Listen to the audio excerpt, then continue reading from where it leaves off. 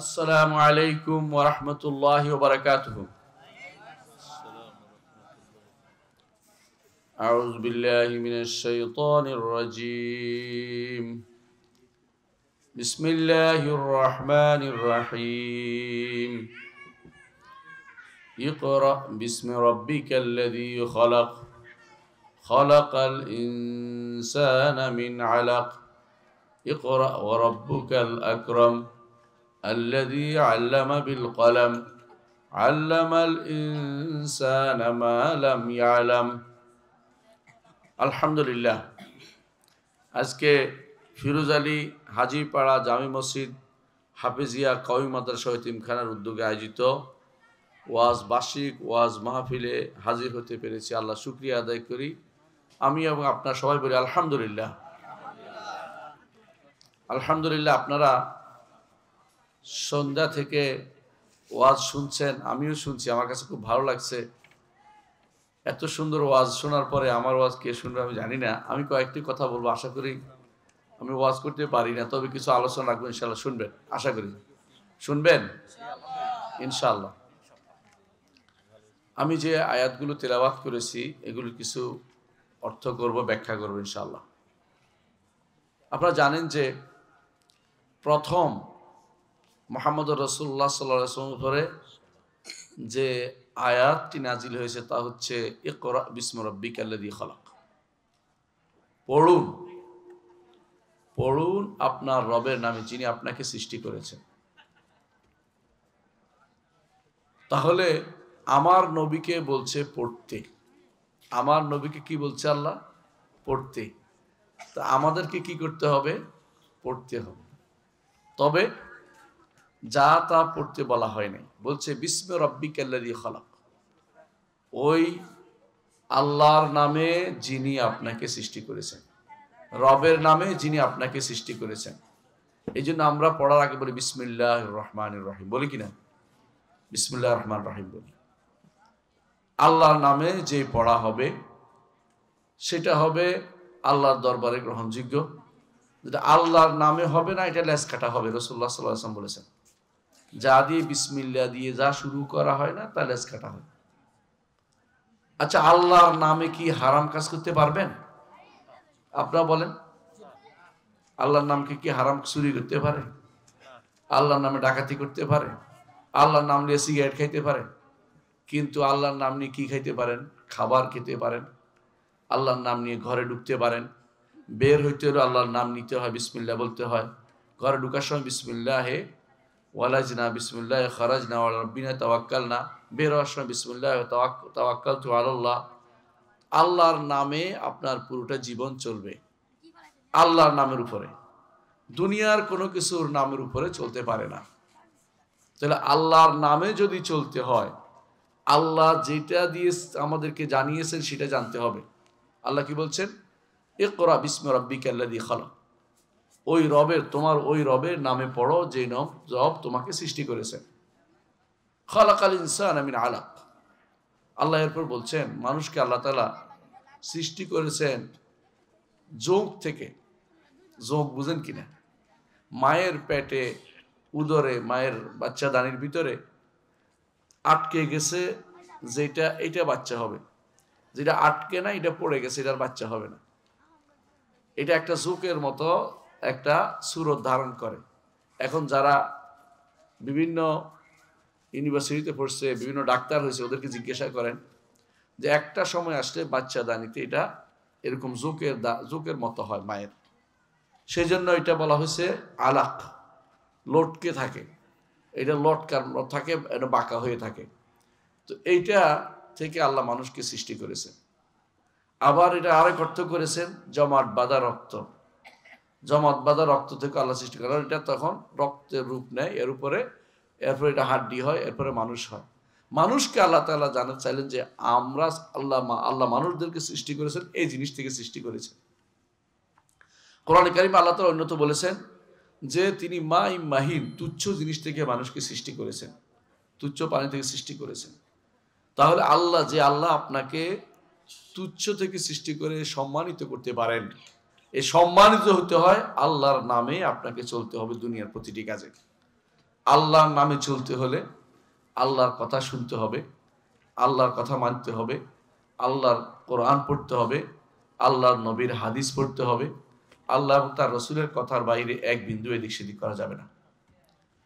ইকরা ওয়া রাব্বুকাল আকরাম, পড়ুন, আপনার রব হচ্ছে সম্মানিত। সম্মানিত কে? আল্লাহ। আল্লাহ হচ্ছেন সবচেয়ে সম্মানিত, আকরাম, তিনি সবচেয়ে সম্মানিত। আল্লামাল ইনসানা বিল কালাম, মানুষকে তিনি কলম দিয়ে শিক্ষা দিয়েছেন। আল্লামাল ইনসানা মা লাম ইয়ালাম, মানুষ যা জানতো না মানুষকে তা তিনি শিক্ষা দিয়েছেন।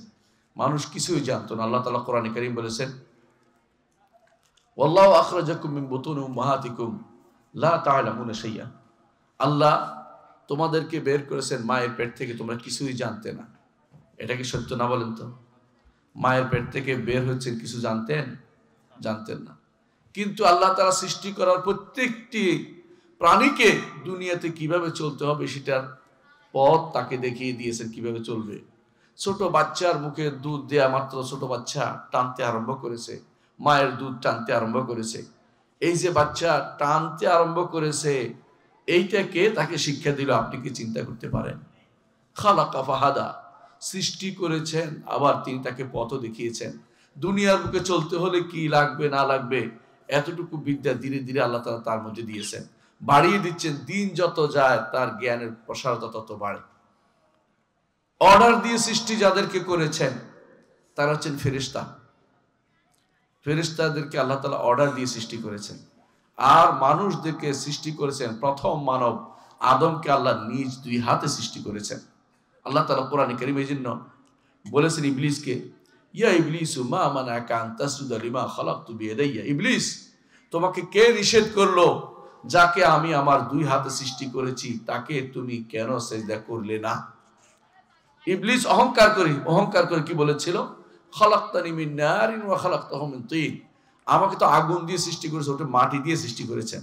আর আগুন উপরে থাকে, মাটির নিচে থাকে, আমি এই জন্য তাকে কোনদিন সিজদা করতে পারবো না। সে যুক্তি দিয়েছে।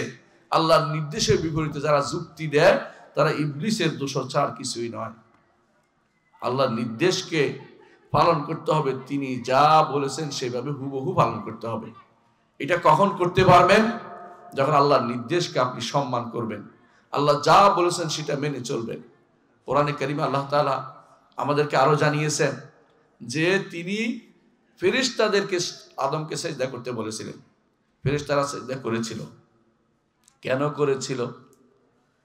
ফেরেশতারা সিজদা করেছিল কেন? ইলমের কারণে। কারণ আদম আলাইহিস সালাতু ওয়াস সালাম প্রমাণিত হয়েছেন যে আদম আলাইহিস সালাতু ওয়াস সালাম জ্ঞানী তাদের থেকে। আল্লাহ তাআলা তাদের মধ্যে বললেন, এগুলির নাম বলো। ফেরেশতারা নাম বলতে পারলো না। আদমকে জিজ্ঞাসা করলে আদম এগুলির নাম বলে দিল হুড় হুড় করে। আল্লাহ তাআলা বললেন এই জন্য যে ফেরেশতাদেরকে তখন আল্লাহ তাআলা বললেন যে তাকে সিজদা করো। ফেরেশতারা সিজদা করলো, অর্থাৎ মেনে নিল, তার নেতৃত্ব মেনে নিল, কর্তৃত্ব মেনে নিল। জগতে আসার পর তাকে সহযোগিতা করবেন, আল্লাহ তাআলা মেনে নিলেন। দুনিয়াতে আসবে, দুনিয়াতে আসার জন্য আল্লাহ তাআলা দুনিয়ার জন্যই আমাদেরকে সৃষ্টি করেছেন। আল্লাহ তাআলা প্রথমে বলে দিয়েছেন নিজাআলুন ফিল আরদি খলিফা, দুনিয়ার জন্যই তিনি আমাদেরকে সৃষ্টি করেছেন। জান্নাতে রাখেছেন কিছুদিন, মেহমান হিসাবে রেখেছেন, কিন্তু মেহমান সেখানে কিছু কাজ করেছে যেটা আল্লাহর পছন্দ হয়নি। আল্লাহ তাআলা সেজন্য মেহমান খানা থেকে বিতাড়িত করে দিয়েছেন।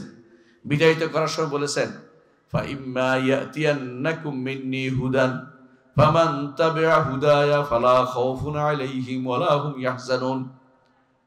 ফাইম্মা ইয়াতিয়ান্নাকুম মিন্নি হুদান, আমার পক্ষ থেকে তোমাদের কাছে হেদায়েত যাবে। তোমাদেরকে বিতাড়িত করছি ঠিক, কিন্তু একেবারে বাদ দেই নাই। আদম আলাইহিস সালাতু ওয়াস সালাম সেখানেই তিনি আল্লাহর কাছে তওবা করেছেন, আকাশেই তার তওবা কবুল হয়ে গেছে। তারপরেও দুনিয়াতে তাকে পাঠিয়ে দিয়েছেন, কারণ দুনিয়ার জন্যই তো সৃষ্টি করা হয়েছে, দুনিয়াকে আবাদ করার জন্য সৃষ্টি করা হয়েছে, দুনিয়াতে তার দ্বীনকে প্রচার প্রসার করার জন্য সৃষ্টি করা হয়েছে, আল্লাহর দ্বীনকে দুনিয়াতে বাস্তবায়ন করার জন্য পাঠানো হয়েছে। এই আল্লাহর কথা যেন সব জায়গায় প্রসারিত হয়, এই জন্য আল্লাহ তাআলা তার দ্বীন দিয়ে তার নবীকে পাঠিয়েছেন, আদম আলাইহিস সালাতু ওয়াস সালামকে পাঠিয়েছেন। প্রথম মানুষটি প্রথম নবী, কোনো সন্দেহ আছে? আমরা কোনোদিন ব্যাঙ্গাসি থেকে আসি নাই, বানর থেকে আসি নাই, আমরা পোকামাকড় থেকে উপরে উঠে গেছি, ডাঙ্গায় উঠে গেছি, এরকম না। আমরা প্রথম যে মানুষটি, সম্মানিত মানুষ, যাকে আল্লাহ নিজ হাতে সৃষ্টি করেছেন, 2 হাতে, তিনি হচ্ছেন আদম আলাইহিস সালাম। তারই সন্তান আমরা। মুহাম্মদ রাসূলুল্লাহ সাল্লাল্লাহু আলাইহি ওয়াসাল্লাম এই জন্য বলতেন যে আমরা সবাই আদমের সন্তান, আর আদমকে আল্লাহ তাআলা মাটি থেকে সৃষ্টি করেছেন। ইমানদার এটা ইমান রাখতেই হবে যে আমরা অবশ্যই আদম সন্তান। আমরা কোনোদিন উলঙ্গ ছিলাম না, আমরা কোনোদিন লেজলা ছিলাম না, বানর ছিলাম না। যারা এগুলি মনে করবে তারা ইমানদার হইতে পারবে না। প্রিয় ভাইরা, যেটা বলছিলাম, আল্লাহ তাআলা আমাদেরকে দুনিয়াতে পাঠিয়েছেন, আদম আলাইহিস সালাম পাঠিয়েছেন, তিনি হচ্ছেন আ'লামুন নাস, তখনকার সময় সবচেয়ে বেশি জানেন। তাকে জ্ঞানের কারণে ফেরেশতারা তাকে সম্মান জানাতে বাধ্য হয়েছে। তাহলে জ্ঞান যার বেশি তার সম্মান তত বেশি। বুঝতে পারছি কথাটা? মানুষের মধ্যে যার জ্ঞান যত বেশি তার সম্মান তত বেশি। আমাদের নবী সবচেয়ে বেশি জ্ঞানী। তিনি নিজে বলেছেন যে আমি তোমাদের মধ্যে আ'লামুকুম বিল্লাহ, আল্লাহ সম্পর্কে সবচেয়ে বেশি জানি, এজন্য আল্লাহকে আমি বেশি ভয় করি। আল্লাহকে যে বেশি জানে আল্লাহকে সে বেশি ভয় করে। আল্লাহকে যে কম জানে সে বেশি বেপরোয়া হয়ে যায়। আল্লাহকে যে বেশি জানে সে মনে করে, কি মনে করে? আমার রব্বুল আলামিন অনেক বড়, তার বড়ত্বের সামনে অতি ক্ষুদ্র, আমি সবই ছোট, তার থেকে আমি কত ছোট। আমি যদি, তিনি আমাকে যদি কোনো পার না করে দেন, তিনি যদি আমাকে কবরের মহাবিপদ থেকে পার না করে দেন, আমি পার হতে পারবো না। তিনি তো হাসরের মাঠে আমাকে বিপদ থেকে পার না করে দেন, আমি পার হতে পারবো না। হাসরের মাঠে কি কিছু নিয়ে উঠবে মানুষ? কিচ্ছু থাকবে না। পরনে কাপড় থাকবে না, পায়ে জুতা থাকবে না, মানে আপনার কোনো পরিচিতি নাই। সব মানুষ এভাবে হাসরের মাঠে উঠছে, কারো কোনো সম্মান মর্যাদা নাই। সর্বপ্রথম আল্লাহ তাআলা নবীদের মধ্যে ইব্রাহিম আলাইহিস সালাতু ওয়াস সালামকে কাপড় পরিয়ে দিবেন, তাকে সম্মান করবেন। কারণ আলেমরা বলে থাকেন যখন তাকে আগুনে নিক্ষেপ করা হয়েছিল তখন তার কাপড় খুলে ফেলা হয়েছিল। সেজন্য আল্লাহ তাআলা তাকে সর্বপ্রথম সম্মানিত করবেন। আল্লাহর জন্য যা হবে, আল্লাহর জন্য যে আপনার কষ্ট হবে, এটা কোনোদিন কোনো কষ্টের কিছু না, এটা আল্লাহর কাছে আপনি পরিপূর্ণভাবে পেয়ে যাবেন। আল্লাহু আকবার। এজন্য ঈমানদার দুনিয়াতে শেষ বড় ওই ব্যক্তি বড় যে ব্যক্তি আল্লাহ সম্পর্কে জেনেছে, যে ব্যক্তি আখিরাত সম্পর্কে জেনেছে, যে ব্যক্তি দ্বীন সম্পর্কে জেনেছে। 3টি বিষয় আপনাকে জানতেই হবে। একটি হচ্ছে মার রব্বুকা ওয়ামা দীনুকা ওয়ামান নবিয়ুকা, তোমার রবকে, তোমার দ্বীনকে, তোমার নবীকে। এই প্রশ্নের উত্তর শুধু কি আমি দেব না আপনিও দিবেন? সবাই দিতে হবে। নারী দিতে হবে না, মহিলা দিতে হবে না, মহিলাদেরকেও দিতে হবে। এই প্রশ্নের উত্তর দেওয়ার জন্য যদি আমি বায়োলজি পড়ে যাই, উত্তর দিতে পারবো? যদি এইটা দিয়ে উত্তর দেওয়া যাবে না, এটা অতিরিক্ত পড়া। আমি অস্বীকার করছি না, এটা আপনার পড়ার দরকার হতে পারে। দুনিয়াতে অনেক কিছুই আপনার দরকার হতে পারে, কিন্তু আল্লাহর দ্বীন শেখার পরে সেটা ফরজ, সেটা আগে জানতে হবে আপনাকে। আর ফরজ হচ্ছে ইলম অর্জন করা, ফরজ হচ্ছে দ্বীনি ইলম অর্জন করা।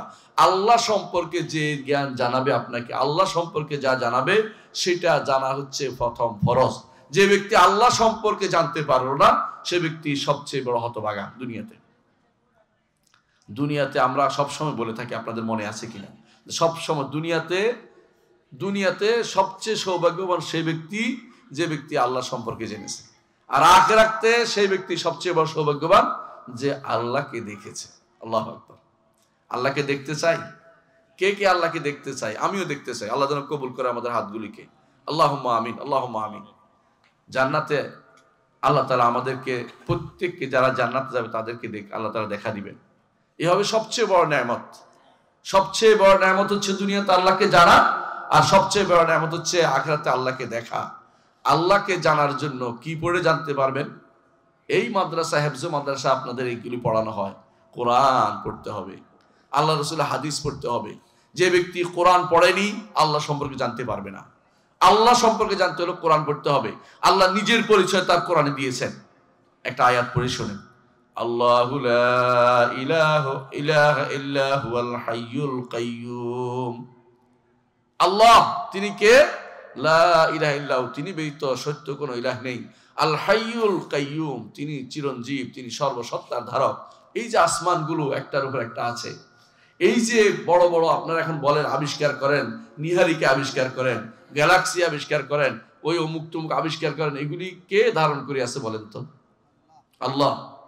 এই যে বঙ্গোপসাগর আছে আপনাদের আশেপাশে, ওই পানি নিচে পড়ে যায় না কেন, ওদিক সেদিক পড়ে যায় না কেন? কে ধারণ করে রাখছে? আমার আল্লাহ। এই যে পৃথিবীর মতো একটা গোলার্ধ, আপনি জানেন যে এটা এখানে ঘুরতেছে তার কক্ষপথে, এরকম আরো কিছু গোলার্ধ মধ্যে ঘুরতেছে। অনেকগুলো মানুষ এখন গ্রহ আবিষ্কার করেছে, এগুলি একটার সাথে একটা ধাক্কা খায় না কেন? কেন বলেন তো? আমার আল্লাহ এগুলিকে ধারণ করে রাখছে। আল্লাহ তাআলা কোরআনে কারীম বলেছেন, ইন্নাল্লাহা ইউমসিকুস সামাওয়াতি ওয়াল আরদা আন তাজুলা ওয়া লা ইন যালাতা মা আমসাকাহুমা আহাদুম মিন বা'দি ইন্নাহু কানা হালিমান গফুরা। আসমান এবং জমিনের সবকিছু তিনি ধারণ করে আছেন, একটার সাথে একটা কোন ধাক্কা খায় না। যদি একটার সাথে একটা ধাক্কা খাইতো তো দুনিয়া আর অবশিষ্ট থাকতো না, সব ধ্বংস হয়ে যেত। একটা সময় আসবে যখন একটার সাথে একটা ধাক্কা খাবে এবং সব ধ্বংস হয়ে যাবে, লন্ডভন্ড হয়ে যাবে। ওয়াজুমি আশ-শামসু ওয়াল কামার, চাঁদ এবং সূর্য একসাথে হয়ে যাবে, একাকার হয়ে যাবে। অথচ সূর্য কত দূরে, চাঁদ কাছে, কিন্তু চাঁদ কাছে, তারপরেও দুটো একাকার হয়ে যাবে আল্লাহর ইচ্ছায়, এবং সবকিছু ধ্বংস হয়ে যাবে। এইটা হচ্ছে প্রলয়, আখিরাত, কিয়ামত, যেটা ধ্বংস, যেটাকে আপনার বলেন মহাপ্রলয়, সেদিন হবে। এরপরে জগতে কিছুই থাকবে না, আবার নতুন করে কামা বাদানা আউওয়ালা খালকিন নুঈদু ওয়াদান আলাইনা ইন্না কুন্না ফাইলিন। যেভাবে ধ্বংস করেছেন আল্লাহ, এইভাবে আল্লাহ নতুন করে আবার সৃষ্টি করবেন। আল্লাহ ওয়াদা করছেন যে তিনি আবার করবেন। আপনি আমি কি হাসরের মাঠে যাব? যাব না? যাব, প্রত্যেককে যেতে হবে। কেউ যদি মনে করেন যে মৃত্যুর পরে জীবন নাই, সে তো ইমানদার নয়, সে কাফের। কেউ যদি মনে করে যে আমাকে কি হাসরের মাঠে যেতে হবে, সন্দেহ থাকে, সেও কাফের। কেউ যদি কোনো হাসরের মাঠের কোনো বিষয় নিয়ে সামান্যতম উপহাস করেন, সেও কাফের। হাসরের কোনো বিষয় নিয়ে মনে করেন যে হতে পারে, এমন বললেও কাফের। দৃঢ় ঈমান রাখতে হবে। ওয়াবিল আখিরাতি হুম ইউকিনুন, ঈমান দৃঢ় রাখতে হবে যে ফুলসিরাত পার হইতে হবে, প্রশ্নের উত্তর দিতে হবে। ডান হাতে আমলনামা পাইলে শান্তি থাকবে, বাম হাতে আমলনামা থাকলে বিপদে থাকবে, এবং এটা প্রত্যেকটা জিনিসের হিসাব মানুষকে দিতে হবে। আল্লাহ যেভাবে বলছেন যে প্রত্যেক মানুষ দেখতে পাবে তার আমলনামায় ভালো মন্দ সব লেখা আছে। তখন সেদিন বলবে মা লিহাযাল কিতাবি লা ইউগাদিরু সগীরাতান ওয়ালা কাবীরাতান ইল্লা আহসাহা। এই কিতাবের কি হলো, ছোট বড় সবই তো লিখে ফেলেছে। আপনাদের অনেকে মনে করে রাতের অন্ধকারে কি করছি বোধ দেখবে না, না, তা কিন্তু না। অন্ধকার রাত্রিতে, অমাবস্যার রাত্রিতে কালো পাথরের উপরে কালো পিঁপড়া বেয়ে উঠে, আল্লাহ তাআলা সেটা দেখতে পান। শুধু একটা উদাহরণ দিলাম, শুধুমাত্র জমিনের ভিতরে কোথায় কি কোন পোকা আছে, কোন দানা আছে, আল্লাহ সেটা জানেন। আল্লাহ কোরআনে বলে দিয়েছেন, ওয়ালা হাব্বাতিন ফি যুলুমাতিল আরদি ওয়ালা রাতবিন ওয়ালা ইয়াবসিন ইল্লা ফি কিতাবিন মুবিন। সমুদ্রের ভিতরে কত প্রাণী যে আছে তার হিসাব নাই। সমুদ্রের ভিতরে এখনো মানুষ নতুন নতুন জিনিস আবিষ্কার করতেছে সমুদ্র থেকে। এই সমুদ্রের ভিতরে এত প্রাণী কে সৃষ্টি করেছে? আমার আল্লাহ সৃষ্টি করেছেন। তিনি সৃষ্টি করেছেন, তিনি জানেন কোথায় কি আছে। আল্লাহ এই জন্য বলছেন, আলা ইয়ালামু মান খালাকা ওয়া হুয়াল লাতীফুল খাবীর। যিনি সৃষ্টি করেছেন তিনি কি জানেন না? তিনি সূক্ষ্মদর্শী। হে মা, হে ছেলে, হে ভাই, আপনাকে বলছি, আপনি যা করেন না কেন আমার রব কিন্তু জানেন। ইয়ালামুস সিররা ওয়া আখফা, গোপন জিনিস জানেন, গোপনে যা হয়নি এখন সামনে আসবে সেটাও তিনি জানেন। এজন্য আল্লাহকে ভয় করতে হবে, আল্লাহকে ভয় করতে হবে, আল্লাহকে ভয় করতে হবে যে তিনি আমার সবকিছু জানবেন। আমি রাতের অন্ধকারে কোন দিকে যাচ্ছি সেটা তিনি জানবেন, দুনিয়ার বুকে আমি কোন দিকে আমি রওনা হচ্ছি সেটাও তিনি জানেন। সুতরাং আল্লাহকে ভয় করে আমাকে চলতে, প্রতি মুহূর্ত আমার সামনে থাকতে হবে। আমার রব্বুল আলামিন আমাকে দেখছেন, তিনি আমার প্রতিটা পদক্ষেপের হিসাব নেবেন। এই জন্য আল্লাহ তাআলা বলছেন, যে ব্যক্তি আল্লাহকে ভয় করবে তার পুরস্কার কি শোনেন। আল্লাহ তাআলা বলছেন, ওয়ালিমান খাফা মাকামা রাব্বিহি জান্নাতান। যে কেউ ভয় করবে যে তার রবের সামনে তাকে দাঁড়াতে হবে, আল্লাহ তার জন্য দুটি জান্নাত রেখেছেন। কয়টা? দুইটা জান্নাত। এই ভয়টা শুধু এক মিনিটের ভয় নয়, বরং এই ভয়ের কারণে যদি কোনো আপনি চোখের পানি বের করে দেন, আপনার গুনাহগুলি ক্ষমা হয়ে যাবে, জাহান্নামে আপনার জায়গা হবে না। মুহাম্মদুর রাসূলুল্লাহ সাল্লাল্লাহু আলাইহি ওয়াসাল্লাম বলেছেন, যে ব্যক্তি চোখের পানি বেলবে, এই চোখের পানির সাথে জাহান্নামের ধোঁয়ার একসাথে হওয়ার সুযোগ নেই, কারণ আল্লাহ তার তওবা কবুল করে ফেলবেন। এজন্য ঈমানদার তওবা করবে, গুনাহ করবে, কিন্তু তওবা করবে, গুনাহ হবে না তা নয়। কুল্লু বনি আদম খাত্তা, প্রতিটি বনি আদমই ভুল করে। ওয়া খায়রুল খাত্তাইনা আত-তাওয়াবুন, প্রতিটি গুনাহগারের জন্য উত্তম গুনাহগারী হচ্ছে ওই ব্যক্তি যে গুনাহ করার পর তওবা করে। তওবা কি তওবা বললে হবে না? তওবার জন্য একটা শর্ত আছে, বড় শর্ত, এটা হচ্ছে অবশ্যই আপনাকে অন্তরটাকে পরিচ্ছন্ন করতে হবে যে আমি এটা ছেড়ে দিলাম, সামনে আর এটার দিকে যাব না, দৃঢ় প্রতিজ্ঞ হব যে আর যেন এটা কোনোদিন না করি, ও আল্লাহর কাছে ক্ষমা চাইবো। এর অতিরিক্ত যদি মানুষের সম্পদ ফেরত দেওয়ার চেষ্টা করবো, ফেরত দিয়ে দিব, মানুষের সম্পদ রেখে দিব না। তওবা যদি শুদ্ধ হইতো এটা করতে হবে। মানুষের সম্পদের মধ্যে আছে গীবত গাইছেন, আমাদের বোনেরা 3 জন একাত্তর হলে 4th জনের গীবত ছাড়া চলতে পারে না। মুখটা বন্ধ রাখা উচিত, প্রতিটি কথার আপনার হিসাব হবে। আল্লাহ তাআলা কোরআনে কারীম বলেছেন, মা ইয়ালফিজু মিন কাউলিন ইল্লা লাদাইহি রাকিবুন আতীদ। যে কোনো কথাই আপনার মুখ থেকে বের হয়, এখানে পাহারাদার আছে যারা লিখে রাখতেছে, কোনো কিছু বাদ যাবে না, সব কিছু লেখা হচ্ছে। এখানে যেটা ক্যামেরা লাগানো হয় সেটা কি, যে এই মাহফিল ক্যামেরা নিয়ন্ত্রিত, ক্যামেরা নিয়ন্ত্রিত। আপনারা কিন্তু সাবধানে চলাফেরা করবেন, কারণ মনে করেন যে ক্যামেরা দিয়ে ধরে ফেলবো উল্টাপাল্টা করলে। আল্লাহ তাআলা তিনি আপনার কয়টা জিনিস দিয়েছেন তিনি নিজে জানেন সবকিছু, তারপরেও ফেরেশতা দিয়েছেন লেখার জন্য, ফেরেশতা দিয়েছেন লেখার জন্য।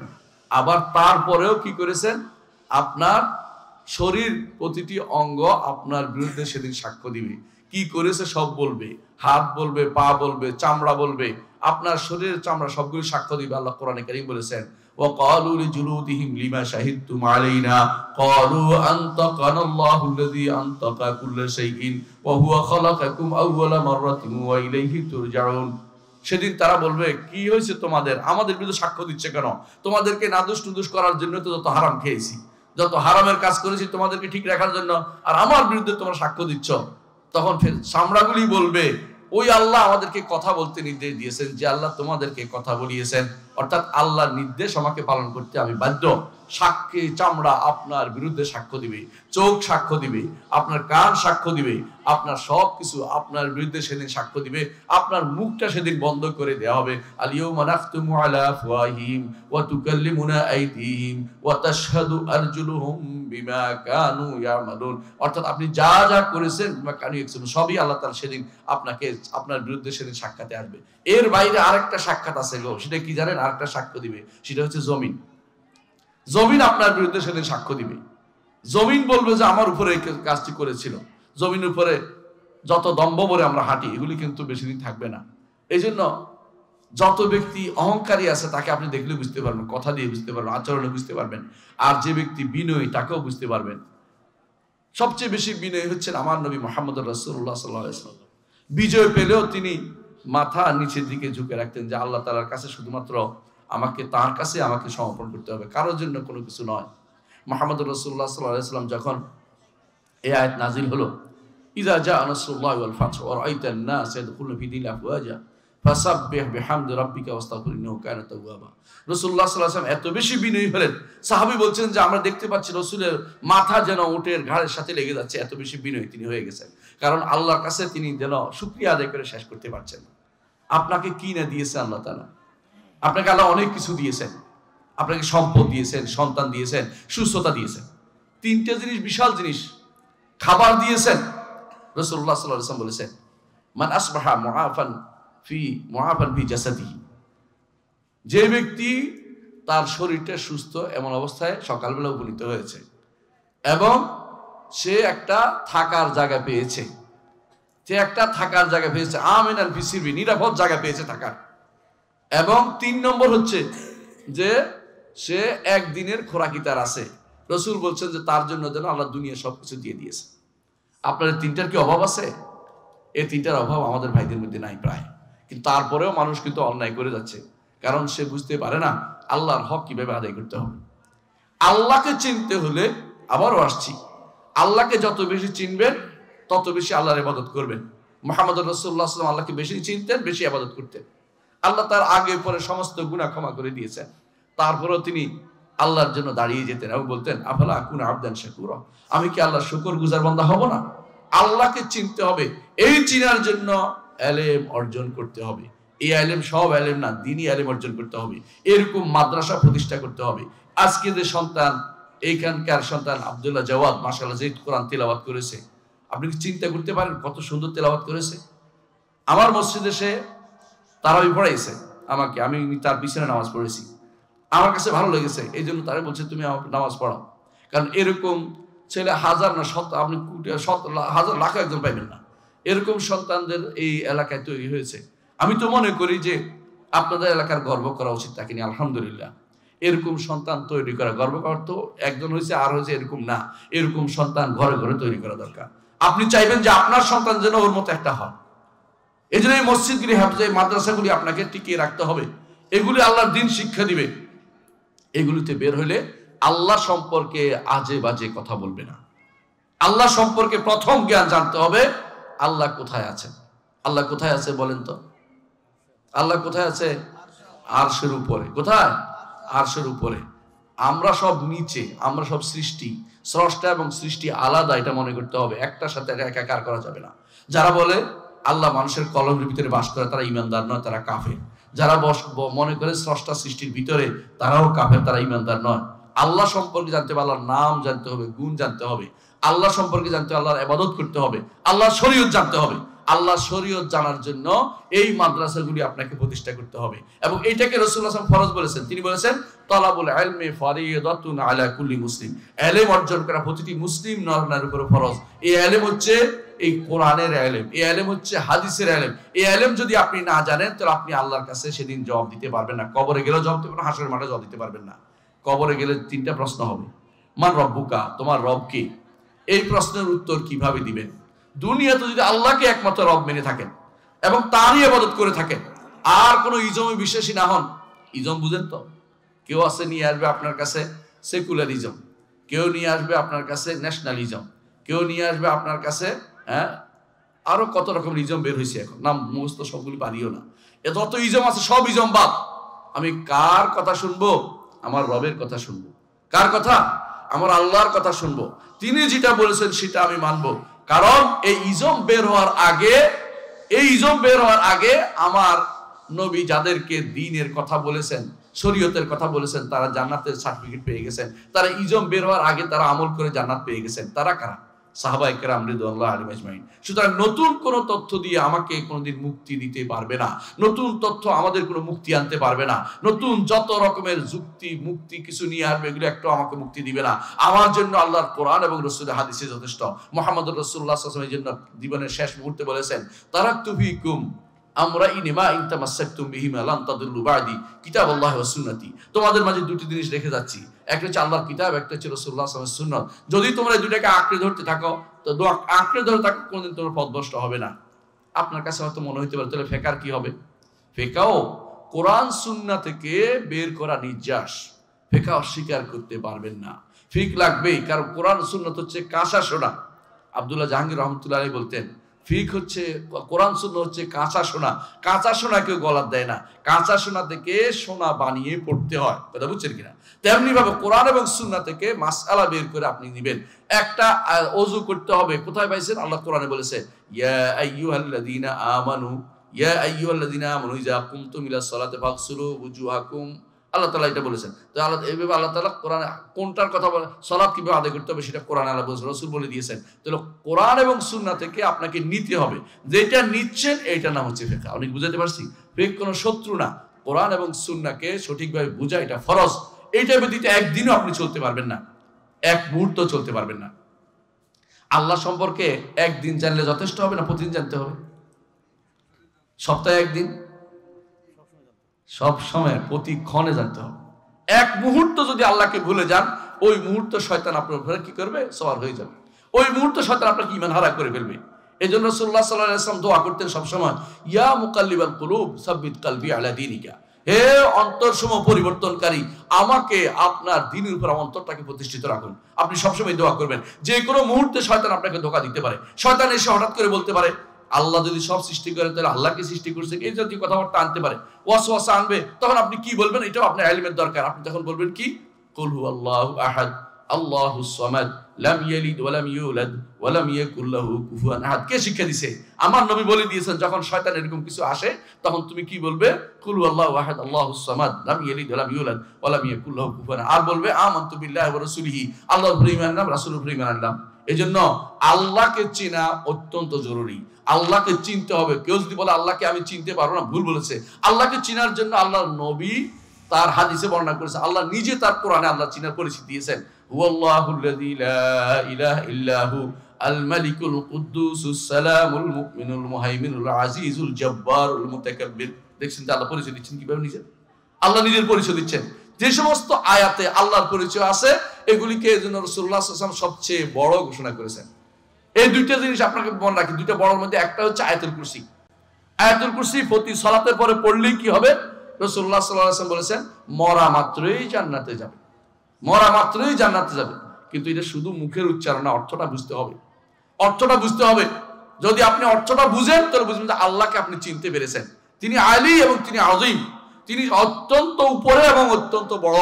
এই বড় কত বড় এবং তার বড়ত্ব এবং তার উপরে কত উপরে কেউ সীমা দিতে পারবে না, কারণ সৃষ্টি সবই নিচে, খুবই ক্ষুদ্র। আসমান এবং জমিন, আসমান এবং জমিনের মাঝে যা কিছু আছে আল্লাহর কুরসির মধ্যে 7টি মুদ্রার মতো। আর কুরসি হচ্ছে আল্লাহর আরশের সামনে একটা ছোট্ট একটা বিস্তীর্ণ একটা ফেলে রাখা একটা ভূমির মতো। আল্লাহর আরশ কত বড়, আরশের ভিতরে না আমার রব, আমার রব আরশের উপরে। কথা বুঝতে পারছি? এটা মনে রাখতে হবে। উপরে যিনি সেখানে আর কেউ নাই, তিনি আল্লাহই আছেন। এমন নয় আমরা যে মনে করি আমার এই পাশে একজন, ওই পাশে একজন, নিচে একজন, ওই দিকে একজন, এরকম মনে করলে গুনাহ হবে। আল্লাহ তাআলাই তিনি মাত্র উপরে আছেন, এই জন্য সব কিছু তার নিচে। এটা ঈমান আনতে হবে, এটা হচ্ছে ঈমানদারের কাজ। আমার নবী মুহাম্মদুর রাসূলুল্লাহ সাল্লাল্লাহু আলাইহি ওয়াসাল্লাম তিনি মেরাজের রাতে কোন দিকে গেছিলেন? উপরে গেছেন, বুঝছেন তো? নিচে যান নাই, তিনি আরশে গেছেন, সেখানে আল্লাহর সাথে কথা বলেছেন এবং আল্লাহর সাথে কথা বলে তিনি 5 ওয়াক্ত সালাত নিয়ে এসেছেন। এবং শেষ পর্যন্ত এটা আমরা পালন করতে যদি পারি আমরা 50 ওয়াক্তের সওয়াব পাবো, মুহাম্মদুর রাসূলুল্লাহ আমাদেরকে জানিয়েছেন। এর অর্থ হচ্ছে আল্লাহ সম্পর্কে আমাকে জানতেই হবে, আল্লাহর নাম জানতে হবে, গুণ জানতে হবে। যাকে আমরা দেখি নাই দুনিয়াতে, খেয়াল করেন, যাকে দেখি নাই তাকে কিভাবে মানুষ সাধারণত পরিচিতি পায়? তার মতো কাউকে দেখা, তার মতো কাউকে দেখি নাই, আল্লাহর মতো তাকেও দেখি নাই, তার মতো কাউকে দেখি নাই। এবং তাকে আমরা শুধু জান্নাতে দেখতে পাবো, আর আগে পরিপূর্ণ দেখার কোনো সুযোগ নাই। তাকে শুধু চেহারা দেখতে পাবো। আল্লাহকে কেউ কোনোদিন জ্ঞান দিয়ে কোনোদিন পরিবেষ্টন করতে পারবে না, তার চেহারা দেখতে পাবো জান্নাতে গেলে। এর আগ পর্যন্ত আল্লাহকে শুধুমাত্র আল্লাহর দেয়া বাণী, রসুলের বাণী দিয়ে শুধু আল্লাহকে চিনতে হবে, আর কোনো চেনার জায়গা নেই। বুঝাতে পারছি কথাটা? এখন যদি কেউ বলে একটা মারিফতের দরবার খুলে বসে যাইতে পারবেন না, ওখানে যাবেন না, ওটা শয়তানের কারসাজি। ওই ব্যক্তি মারিফত, ওখানে বসে বসে মারিফত পাওয়া যায় না। আল্লাহ মারিফত তত্ত্ব পরিচিতি। আল্লাহকে চিনতে হলে কোরআন এবং হাদিস পড়তে হবে। আল্লাহকে চিনতে হলে কোনো দরবারে গিয়ে চিনা যাবে না। আপনাদের এখানে তো গাজীপুরে আপনাদের ভালো এলাকা, আমি যতটুকু জানি ফিরোজআলীতে একটা মাশাআল্লাহ সহি এলাকা আমি জানি সবচেয়ে ভালো। কিন্তু কোন কোন এলাকা এই গাজীপুরেই আছে যেখানে টাকা ফেলা হয় কিসের মধ্যে? পুকুরের মধ্যে। যেই টাকা ভাসে সেটাকে ডুবিয়ে দেওয়ার ব্যবস্থা করা হয় যাতে করে তার মনস্কামনা পূর্ণ হয়। টাকা দিলে নাকি মানুষ রাতের বেলা আবার জাল দিয়ে এগুলো উঠানো হয়। এগুলি তো এই গাজীপুরে হয়। কেন বুঝছি? গাজীপুরে এখন আমি থাকি, এই জন্য গাজীপুরে এখন বাসিন্দা হওয়ার কারণে এগুলি বুঝি। শুধু মনে রাখতে হবে আল্লাহকে না জানার কারণে সে এখন এখানে টাকা দিচ্ছে। আল্লাহকে যে যত কম জানবে সে তত শিরকে লিপ্ত হবে। এজন্য আল্লাহ তাআলা কোরআনে কারীম বলেছেন, মা কাদারুল্লাহ হাক্কা কাদরিহি ওয়াল আরদু জামিআন কবদাতুহু ইয়াউমাল কিয়ামা। আল্লাহকে তারা সঠিক সম্মান দিতে জানেনি। আসমান এবং আল্লাহ জমিনগুলো আল্লাহর মুষ্টির ভিতরে থাকবে হাসরের দিন। ওয়াস সামাওয়াতু মাতওয়িয়াতুম বিয়ামিনিহি। সমস্ত আসমান আল্লাহর ডান হাতে একটার পর একটা থাকবে। ইয়াউমা নাতুইস সামাআ কাতাইয়িস সিজিলিল কুতুব। যেদিন আমরা ভাঁজ করে রাখবো, যেভাবে কাগজ একটার উপর একটা রাখে সেভাবে আল্লাহ তাআলা আসমান সমূহকে তার হাতের মধ্যে ভাঁজ করে রাখবেন। দেখছেন তো আল্লাহ তাআলা কি বলছে? বুঝছেন তো?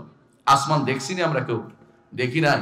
আল্লাহর বড়ত্ব যদি জানতে পারি, আল্লাহর ইবাদত ছাড়া কারো ইবাদত কেউ করবে না। এই জন্য আল্লাহ তাআলা কোরআনে কারীম বলেছেন, নূহ আলাইহিস সালাতু ওয়াসসালাম তার কওমকে বলেছেন, মা লাকুম লা তারজুনা লিল্লাহি ওয়াকারা। তোমাদের কি হলো আল্লাহকে সম্মান করবে না? তোমরা যে মূর্তি পূজাগুলি করো, মূল্যবান সময় মূর্তি পূজা করতে 5টা আল্লাহর ওলির ইবাদত করতে তারা। ওয়াদ, সুয়া, ইয়াগুস, ইয়ারুক, নাসর। আল্লাহ সূরা নূহের মধ্যে বলে দিয়েছেন এই 5 জন আল্লাহর ওলির ইবাদত তারা করত। এই সময় নূহ আলাইহিস সালাতু ওয়াসসালামকে আল্লাহ তাআলা পাঠিয়েছেন, 950 বছর তিনি দাওয়াত দিয়েছেন। তারা মাত্র ঈমান আনছে কয়জন জানেন? 80 জন। 80 জন। 950 বছর দাওয়াত দিয়েছেন, ঈমান আনছে 80 জন। এটা কি আল্লাহর কোনো অসুবিধা হয়েছে? নবীর কোনো অসুবিধা হয়েছে? না। আপনাকে ঈমান জানতে হবে। যে ঈমান আনবে জান্নাত পাবে, ঈমান আনবে না আল্লাহর জাহান্নাম পুরাবে আল্লাহ এটা দিয়ে। লা আমলা আন্না জাহান্নামা মিনাল জিন্নাতি ওয়ান নাসি আজমাইন। জাহান্নাম পূর্ণ করবেন তিনি জিন এবং মানুষ দিয়ে। যদি আমি ঈমান আনি আমার লাভ, ঈমান না আনলে আল্লাহর কোনো ক্ষতি হবে না। লা ইয়াদুরুল্লাহ শাইআ, আল্লাহর কোনো ক্ষতি হবে না। ঈমান আনলে আমার লাভ। হাদিসে কুদসিতে আল্লাহ তাআলা বলেন, যে হাদিসে কুদসিতে আল্লাহ তাআলা বলেন, ইমাম আবু যর রাদিয়াল্লাহু বর্ণিত হাদিস, সহিহ মুসলিম হাদিসটি, সেটাতে আল্লাহ তাআলা বলেছেন, লাউ আন আউওয়ালাকুম ওয়া আখিরাকুম, হে মানব গোষ্ঠী, যদি তোমাদের আগের পরের সবাই যদি মুত্তাকি হয়ে যাও, সব একদম সব আমরা মুত্তাকি হয়ে গেছি, আল্লাহর রাজত্ব একটু বাড়বে না। আর যদি সবাই যদি সবচেয়ে ফাজের হয়ে যায়, ফাসিক হয়ে যায়, আল্লাহর রাজত্ব একটু কমবে না, একটু কমবে না। কারণ এগুলি আল্লাহ বলেছেন, ইন্নামা হিয়া আমাল উহসিহা লাকুম, এগুলি হচ্ছে আমল যেগুলি তোমাদের জন্য আমি সংরক্ষণ করে রাখি। তুমি যা আমল করবে সেটা পাবে। ঈমান রাখো, সুবহানাল্লাহ আলহামদুলিল্লাহ যা পড়েন, এক কিচ্ছু না, শুধুমাত্র যদি কোনো 2 রাকাত সালাত আদায় করছেন আপনি, সেটা আপনার কাজে লাগবে। এক সাধক বড় আল্লাহর ওলিকে জিজ্ঞাসা করা হয়েছিল যে আপনি তো দুনিয়াতে অনেক সুন্দর সুন্দর ওয়াজ করতেন, কাজ করতেন, কোনটা বেশি কাজে লাগছে? বলছে, রাতের বেলা অন্ধকারে আল্লাহর জন্য একান্তে 2 রাকাত নামাজ পড়েছি, সেটা আমার বেশি কাজে লেগেছে। আল্লাহু আকবার। বুঝছেন তো? ইবাদতের জন্য আল্লাহকে একান্তভাবে যে ব্যক্তি বাছাই করতে পেরেছে, আল্লাহ ছাড়া কারো ইবাদত করেনি, আল্লাহ ছাড়া কারোর কাছে কিছু চায়নি, আল্লাহ ছাড়া কারো কিছু চিন্তা করেনি, আল্লাহর দ্বীন জেনেছে, শিক্ষা গ্রহণ করেছে, সেই ব্যক্তি সত্যি সত্যি আল্লাহর প্রিয় বান্দা হতে পারবে। আল্লাহ কোরআনে কারীমে বলেছেন, হাল ইয়াস্তাউল লাযিনা ইয়ালামুন ওয়াল লাযিনা লা ইয়ালামুন ইন্নামা ইয়াতাযাক্কারুল আলবাব, যারা জানে না এবং জানে না তারা সমান হইতে পারে না। জানে যারা, তারা আল্লাহর কাছে মর্যাদাপূর্ণ। এই জ্ঞান দুনিয়ার জ্ঞান নয়, এই জ্ঞান ওই দর্শন বা শাস্ত্র নয়, ওই জ্ঞান কালাম শাস্ত্র নয়, এই জ্ঞান হচ্ছে কোরআন ও হাদিসের জ্ঞান। কোরআন ও হাদিসের জ্ঞান কেন? কারণ আলেমরা হচ্ছে ইলম, এই ইলমটা হচ্ছে নবুয়তের ওয়ারিস। নবীরা যা রেখে গেছেন এটা ধারণ করছেন আপনি আমি। এই নবীরা রেখে গেছেন কোরআন এবং সুন্নাহ। মুহাম্মদুর রাসূলুল্লাহ সাল্লাল্লাহু আলাইহি ওয়াসাল্লাম বলেছেন, আল উলামা ওয়ারাসাতুল আম্বিয়া, আলেমরা হচ্ছে নবীদের ওয়ারিস। নবীরা কোনো দিরহাম টাকা পয়সা কিছু রেখে যায় নাই। ওয়াইন্নামা ওয়ার রাসূল ইলমা, তারা শুধু ইলম রেখে গেছেন, দ্বীনি ইলম রেখে গেছেন। ফামান আখাযাহু আখাযা বিহাদ্দিন ওয়াফির, যে ব্যক্তি দ্বীনি ইলম নিতে পেরেছে, সেই ব্যক্তি পরিপূর্ণভাবে নবীদের ওয়ারিস নিতে পেরেছে। নবীদের ওয়ারিস হতে হবেন কেন জানেন? সবচেয়ে ভালো মানুষ কারা? সবচেয়ে ভালো মানুষ কারা বলতে পারবেন? নবীরা, কোনো সন্দেহ নেই, সবচেয়ে ভালো মানুষ নবীরা। আর নবীদের যারা অনুসারী হবে সুন্দর করে, তারা সবচেয়ে ভালো মানুষ। নবীদের যারা সত্যিকার অনুসরণ করতে পারে, সবচেয়ে ভালো মানুষ তারা। যদি আপনি নবীদের সুন্দর অনুসরণ না করেন, আপনি পথভ্রষ্ট হয়ে যাবেন। সুন্দর অনুসরণ করতে হবে। সাহাবায়ে কেরাম নবীদের সুন্দর অনুসরণ করেছেন, জান্নাতের অধিকারী হয়ে গেছেন, জান্নাতি হবেন রাসূল ঘোষণা করে গেছেন। তাদের সুন্দর ওয়াল্লাযিনা তাবাউহুম বিইহসান, সুন্দরভাবে যারা সাহাবীদের নবীর অনুসরণ করে যাবে, কিয়ামত পর্যন্ত তারা জান্নাতের পথে থাকতে পারবে, জান্নাতের পথে যেতে থাকবে, দিন দিন যেতে থাকবে, বন্ধ হবে না কোনোদিন। কিন্তু নবীদের পথে না চললে, দুনিয়ার বিভিন্ন পথে যদি চলেন আপনি, তাহলে আপনি পথভ্রষ্ট হবেন। এই জন্য ইলমে দ্বীন চর্চা থাকতে হবে, দ্বীনি ইলম জানতে হবে, আকীদা জানতে হবে, শরিয়া জানতে হবে, ফিকহ পড়তে হবে, এবং আপনাকে সন্তানকে দ্বীন পড়াতে হবে। দ্বীন পড়াইলে আপনার লাভ কি শুনেন? সন্তান আপনার জন্য যখনই দোয়া করবে, তখন আপনি পাবেন কবরে। দোয়া করে নাই, আপনি ছেলেকে দ্বীন পড়াইছেন, একটা কারণ নিয়ে গেছেন, মসজিদে ভর্তি করাইছেন, মাদ্রাসায়, এই ছেলে যতদিন যা কিছু করবে সব আপনার আমলনামায় যুক্ত হয়ে যাবে। সুবহানাল্লাহ। আপনি কিছু না করে একটা গাছ রোপণ করে গেছেন, মনে করেন যে এই গাছে আমার ফল দিবে। যেই মা এই বাচ্চাকে সকালবেলা খাবার দিয়ে তাকে স্কুলে মাদ্রাসায় দিয়ে আসছে পড়ানোর জন্য, দ্বীন পড়ার জন্য, ওই মায়ের তার কবরে সব পেতে থাকবে, একটু বন্ধ হবে না।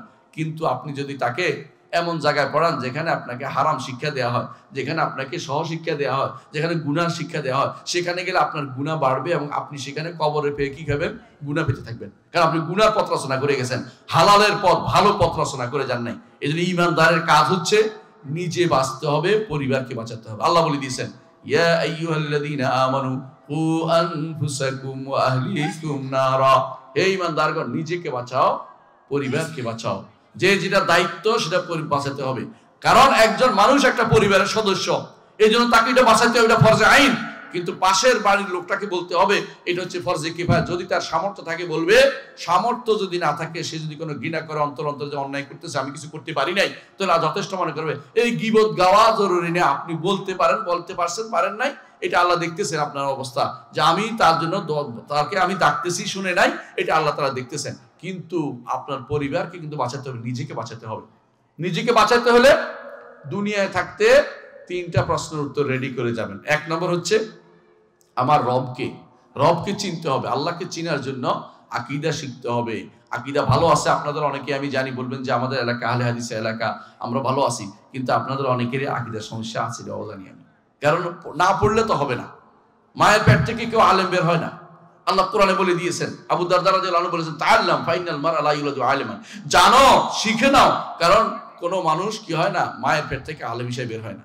আমার সাথে অনেক ভাই দেশে বিদেশে চলেছে, আপনাদের এলাকার অনেক ভাই চলেছে আমার সাথে, তাদের সাথে অনেক সময় কথা বলে দেখেছি, তারা আলহামদুলিল্লাহ একটা ভালো জিনিস, যে একটা সহিহ পরিবার থেকে আসছে, ভালো, তারা আহলে হাদিস পরিবার থেকে আসছে, কিন্তু দিন বুঝে না, নামাজ ঠিক মতো পড়ে না, তারা কোরআন পড়তে পারে না, শুদ্ধভাবে কোরআন পড়তে পারে না, অর্থ বুঝে না। এরকম হাজার হাজার আছে কি নেই বলেন তো? আছে না?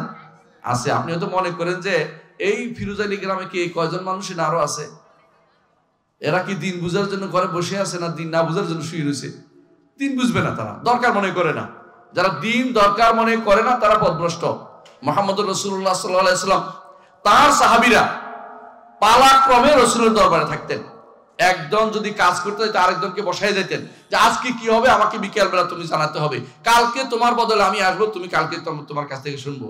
আল্লাহ দিন শিখার জন্য এইভাবে আপনাকে লেগে থাকতে হবে, কোরআন পড়তে হবে, হাদিস পড়তে হবে, দিন শিখতে হবে। দিন শিখার ক্ষেত্রে আপনি কোনো ছাড় নাই আপনাকে। আপনি যদি মনে করেন যে আমি তো ভালো বংশের লোক, সুতরাং আমার দিন পড়া লাগবে না, শরিয়া পড়া লাগবে না, তাহলে আপনাকে শয়তানি ধরেছে, আপনাকে বড় শয়তানি ধরেছে।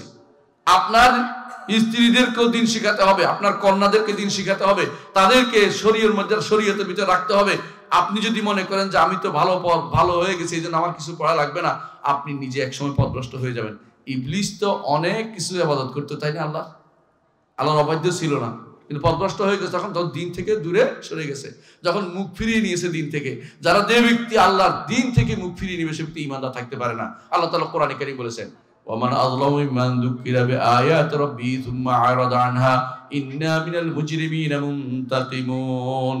তার থেকে বড় জালেম আর কেউ নেই, যাকে দিন সম্পর্কে জানানো হচ্ছে কিন্তু সে সেখান থেকে উঠে চলে যাচ্ছে, অর্থাৎ শুনতে চায় না। আল্লাহ বলছে এরা হচ্ছে মুজরিম, আমি এই মুজরিমকে কঠিন শাস্তি দিব। আল্লাহ তাআলা ঘোষণা করেছেন এই মুজরিম যেন না হয়, অপরাধী যেন না হয়। মুজরিম হচ্ছে দাগা অপরাধী, দাগাবাজ অপরাধী করে আল্লাহ মুজরিম বলে। কোরআন এবং হাদিসে মুজরিম কোথাও বলে বুঝবেন যে এটা হলো দাগা অপরাধীর কথা বলছে, দাগাবাজ মানে সবচেয়ে খারাপ অপরাধী। আল্লাহ বলছে একে আমি শাস্তি দিবই, মুনতাকিমুন, শাস্তি তাকে দিবেন তিনি। সুতরাং আল্লাহর শাস্তি থেকে বাঁচতে হলে দিন শিখতে হবে, না শিখে কেউ বাঁচতে পারবে না। না শিখলে যে কোনো সময় বিপদে পড়তে হবে। দিন শিখার জন্য এই প্রতিষ্ঠানগুলোকে টিকিয়ে রাখতে হবে, এই দিন শিখার জন্য সন্তানকে এখানে পাঠাতে হবে, দিন শিখার জন্য সন্তানদেরকে যেখানে যেখানে আলোচনা হবে দিন সেখানে পাঠাতে হবে। বিশেষ করে বিশুদ্ধ আকীদা ও মানহাজের লোকেরা আজকে যে ওয়াজ করেছে এরা সবাই আমি দেখছি ভালো, এদের কাছ থেকে আপনারা দিন শিখার জন্য আসতে পারেন। কিন্তু আপনি দিন শিখার জন্য যদি কোনো আপনি এমন জায়গা যান যেখানে দিন ভুল শিক্ষা দেয়, তাহলে আপনি ভুল করবেন। এই কাজ যেন হতে না হয় খেয়াল রাখবেন। দিন শিখার জন্য ভালো যারা দিন জানে তাদের কাছে আপনি শিখতে হবে। আচ্ছা, আবার একটা উদাহরণ দিয়ে বুঝতে পারবেন। ডাক্তারি শিখার জন্য যদি কোনো আপনি একটা মানুষকে কোথায় পাঠান, হ্যাঁ, বৈদ্যের কাছে পাঠান, যে ডাক্তারি ও বৈদ্য শিক্ষা দিলে হইবে, তাহলে এখন কি করবে? শল্য চিকিৎসা আছে দুনিয়ায় কোথাও নাই, সে আপনার সন্তানকে নষ্ট করার জন্য যথেষ্ট। এই জন্য যুগে যুগে আলেমরা বলেছে অর্ধেক ডাক্তার মানুষের শরীর নষ্ট করে, অর্ধেক আলেম মানুষের ঈমান নষ্ট করে। বুঝছেন কিনা? অর্ধেক আলেম মানুষের ঈমান নষ্ট করে দেয়। এই জন্য আপনাকে খুঁজতে হবে প্রকৃত দিন কোথায় পাওয়া যায়। প্রকৃত দিন পাওয়া যায় আল্লাহ এবং তার রাসূলের পথে ছাড়া, যারা চলে তাদের কাছে ছাড়া কোথাও আপনি প্রকৃত দিন পাবেন না। এই জন্য মুহাম্মদুর রাসূলুল্লাহ সাল্লাল্লাহু আলাইহি ওয়াসাল্লাম তিনি আমাদেরকে এই পথের প্রতীক হতে বলেছেন, যারা জানে তাদের অনুসরণ করতে বলেছেন। তিনি বলেছেন দুনিয়া মালউনা, দুনিয়া অভিশপ্ত, দুনিয়ার মধ্যে যা আছে সবই অভিশপ্ত।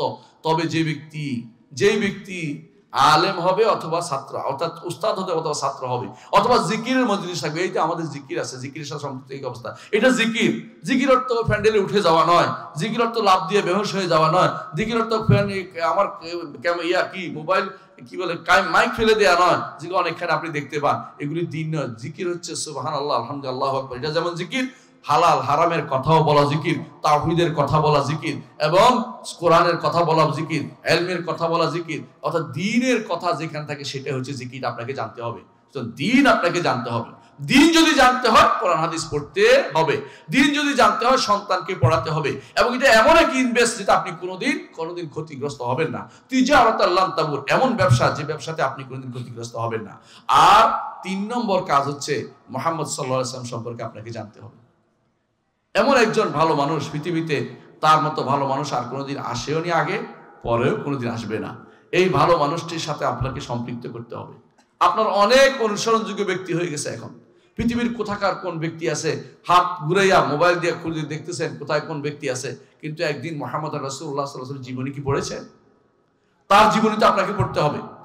ভালো গ্রন্থ আছে, সফিউর রহমান মুবারকপুর রহমতুল্লাহ আলাইহির কিতাব রাহিকুল মাকতুম পড়েন না?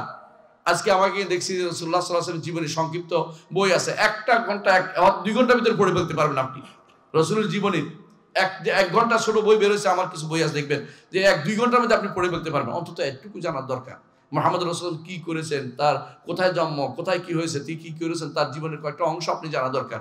এগুলো আমাদের রাসূলুল্লাহ চরিত্র তো আমাকে জানতে হবে। রাসূল কি বলেছেন জানতে হলে প্রতি মুহূর্ত যদি জানতে হয় রাসূলুল্লাহ সাল্লাল্লাহু আলাইহি ওয়াসাল্লাম কি করেছেন, আপনাকে অন্তত হাদিস পড়তে হবে। হাদিসের মধ্যে বুখারী, মুসলিম, আবু দাউদ, তিরমিজি, নাসাই এগুলি পড়বেন।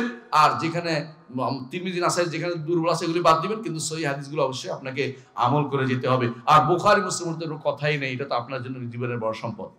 ঘরে যদি কোনো আপনার রিয়াদুস সালিহিন থাকে, নিজে পড়বেন, পরিবারকে পড়াবেন, সন্তানকে পড়াবেন। প্রতিদিন প্রয়োজন একটা দাস করবেন যে এটা আজকে হাদিস পড়ি আমরা, শেষ করেন 1 বার, 2 বার, 3 বার। আপনার ঘরে শয়তান প্রবেশ করতে পারবে না, কারণ শয়তান চিন্তা করবে যে এখানে তো হাদিস পড়া হচ্ছে। আল্লাহ তাআলা কোরআনে কারীমে এই দায়িত্ব নারীদেরকে দিয়েছে, এই দায়িত্ব নারীদেরকে দিয়েছে। এজন্য আমাদের যে সমস্ত বোনেরা দূর থেকে শুনছে তাদের অনুরোধ জানাবো, অবশ্যই আপনার ঘরে যেন আল্লাহর আয়াত, কোরআন আয়াত এবং রাসূলের হাদিস পড়া হয়। আল্লাহ তাআলা কোরআনে কারীম বলেছেন, ওয়াজকুরনা মা ইউতলা ফি বুয়ুতিকুন্না মিন আয়াতিল্লাহি ওয়াল হিকমা। হে নারীরা, রাসূলের পরিবারকে বলছেন, আপনারা, আমাদের নারীরাও তার অন্তর্ভুক্ত অর্ডার দিক থেকে। ওয়াজকুরনা ফি ইউতলা ফি বুয়ুতিকুন্না, তোমাদের ঘরে আল্লাহর আয়াত এবং রাসূলের হাদিস যা তেলাওয়াত করা হয়, সেগুলো যেগুলো পড়া হয়, সেগুলোকে তোমরা অবশ্যই বেশি বেশি করে তোমরা স্মরণ করবে। আমাদের দায়িত্ব হচ্ছে প্রতি জিনিস, দুনিয়াতে বড় বাক্স, এটা শয়তানের বাক্সটা বাদ দিয়ে এখন থেকে কোরআন এবং সুন্নাহর গবেষণায় লেগে যান। শয়তানের বাক্সটা আপনাকে ক্ষতিগ্রস্ত করবে। জিনা, চোখের জিনা তৈরি হচ্ছে, অন্তরের ভিতরে শয়তানি তৈরি হচ্ছে, খারাপ চিন্তাধারা তৈরি হচ্ছে। নাটকগুলোতে শুধুমাত্র শিক্ষা দিচ্ছে কিভাবে অন্যায় আচরণ করতে হবে, কিভাবে পর্নোগ্রাফি শিক্ষা দিচ্ছে, কিভাবে ব্যভিচার করতে হবে, আরেকজনের বউ নিয়ে কথা বলতে হবে, দৌড়াতে হবে, এগুলি শিক্ষা দিচ্ছে। নাউজুবিল্লাহ। এগুলি আপনার ঘরের ভিতরে পচা জিনিস আপনি ঢুকাচ্ছেন কেন? আপনার ঘরে এটা রাখবেন না। আপনার স্ত্রীকে বুঝিয়ে বলুন যে এই সময়টা তুমি এদিকে টাকা নষ্ট করবে, এই সময়টা তুমি সন্তানদের সময় দাও, সন্তানদের সাথে গল্প করে, এটা বেশি ভালো। স্বামীর সাথে কথা বলা, গল্প করে বেশি ভালো। একজন স্বামীও ঘরে ঢুকে স্ত্রীর সাথে গল্প করবেন, আশেপাশে দুনিয়ার এই সমস্ত খারাপ জিনিস না দেখাচ্ছে, কোরআন পড়বেন, হাদিস পড়বেন, 2 রাকাত নামাজ পড়বেন, ওযু করলে 2 রাকাত নামাজ পড়বেন, ঘুমাবেন, সালাত আদায় করে সালাত পড়ে। এটা কিন্তু গুরুত্বপূর্ণ একটি কাজ। এমনকি ওযু নিয়ে ঘুমানো একটা ঈমানদারের কাজ। রাসূলুল্লাহ সাল্লাল্লাহু আলাইহি ওয়াসাল্লাম বলেছেন, ওয়ালা ইউহাফিজু আলাল ওযু ইল্লা মুমিন। ঈমানদার ছাড়া কেউ ওযুর উপরে নিজেকে মানে তার হেফাজত করে না। ঈমানদারের কাজ হচ্ছে ওযুর অবস্থায় তার হদ মৃত্যু হতে পারে, ওযু অবস্থায় সে অন্তত ঘুমাইতে যায়, কারণ যদি মরে যায় তাহলে ভালো একটা অবস্থায় সে মারা গেল, মনে করে যে আল্লাহর সাথে সম্পৃক্ত ভালো অবস্থা, পবিত্র অবস্থায় সে আল্লাহর কাছে চলে গেল। ঈমানদারের জন্য সবসময় ভালো অবস্থায় থাকে। এই সব কিছুর মূল হচ্ছে এলমিদিন শিখতে হবে, আলেম হতে হবে। শুধুমাত্র নামকেও আসতে ভালো আসি বললে হবে না, আপনাকে দিন শিখতে হবে। এই দিন শিখার জন্য আলহামদুলিল্লাহ এখন যত মাধ্যম আসছে, এই মাধ্যমগুলি আপনার কাছে সবগুলি একেবারেই কাছে।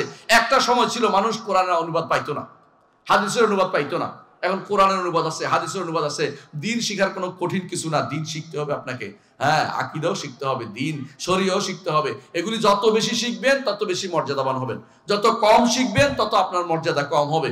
দুনিয়ার বুকে আপনি কোটিপতি, কিন্তু আপনি যদি জানাজা পড়তে না জানেন, যদি আপনি জানাজার দোয়াটা না জানেন, বাবার জন্য দোয়া করতে পারবেন না। উত্তরাতে আমি একবার একটা জানাজায় গেছিলাম, দেখলাম যে বাইরে থেকে তার মা মারা গেছে, তার ছেলেটা বিদেশ থেকে আসছে, ছেলে কাঁদতেছে।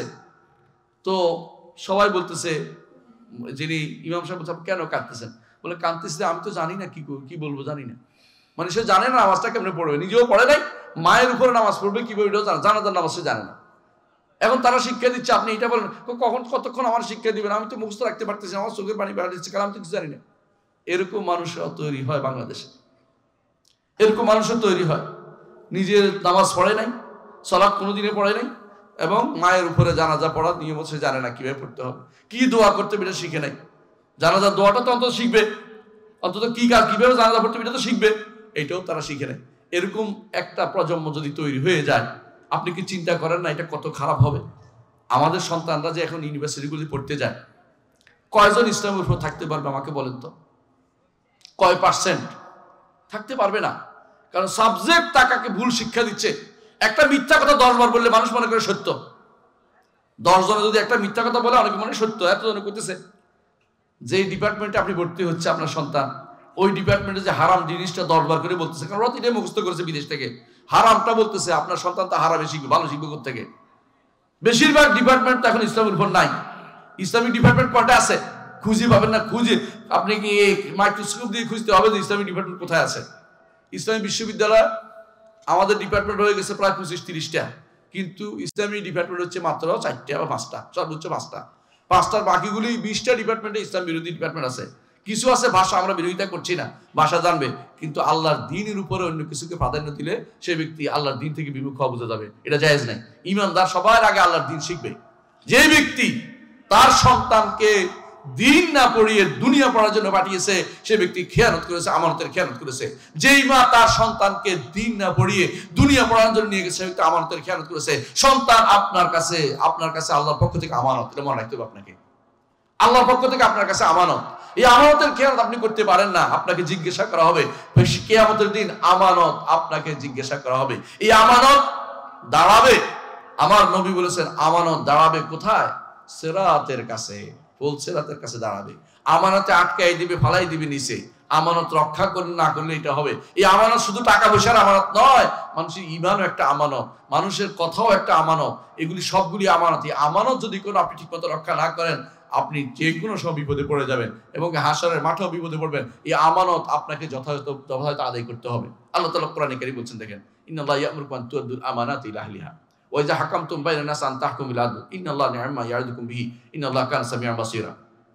রাসূলুল্লাহ সাল্লাল্লাহু আলাইহি ওয়াসাল্লাম এই আয়াত পড়ে তার আঙ্গুল লাগিয়েছেন চোখে এবং কানে। আল্লাহ শোনেন এবং দেখেন বোঝানোর জন্য। কথা বুঝছেন কিনা? আল্লাহ শোনেন এবং দেখেন বোঝানোর জন্য। অর্থাৎ আল্লাহ তিনি শোনেন এবং দেখেন, এই জন্য তিনি আঙ্গুল লাগিয়েছেন। সহিহ হাদিস দ্বারা প্রমাণিত। এর অর্থ হচ্ছে আমানত এমন এক জিনিস, আল্লাহ তাআলা এটার জন্য আপনাকে পাকড়াও করবেন। ইন্না আরাদনাল আমানাতা আলাস সামাওয়াতি ওয়াল আরদি ওয়াল জিবাল ফাআবাইনা আন ইয়াহমিলনাহা ওয়া আশফাকনা মিনহা ওয়া হামালাহাল ইনসান ইন্নাহু কানা যালুমান জাহুলা। আমানত যদি জিজ্ঞাসা করে, আমানত টাকা পয়সা নয়, শুধু প্রত্যেকটি জিনিস। আপনি ফরজ গোসল করছেন, যে যদি ঠিকমতো না করেন আমানতের খেয়ানত হচ্ছে।